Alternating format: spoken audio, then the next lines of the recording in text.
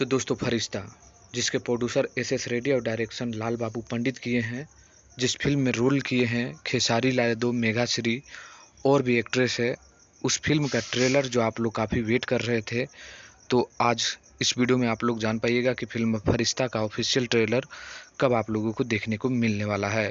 बहुत ही बेहतरीन फिल्म, बहुत ही शानदार फिल्म जिसका नाम है फरिश्ता।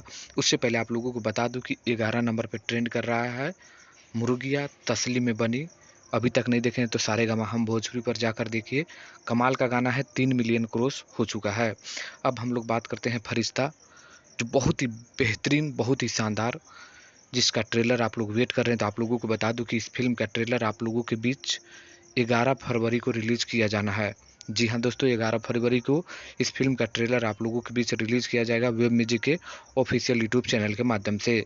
आइए उसके जो डायरेक्शन है क्या बोले उसको सुन लीजिए। फरिश्ता अभी लोगों ने पोस्टर का बहुत तारीफ किया। ट्रेलर हम लोग कब तक 12 को सोच रहे हैं प्रोजेक्ट करके आए हैं। 12 तारीख को फरवरी 12 को छोड़ देंगे ट्रेलर को एंड मार्च फर्स्ट वीक में रिलीज करने के लिए कोशिश कर रहे हैं।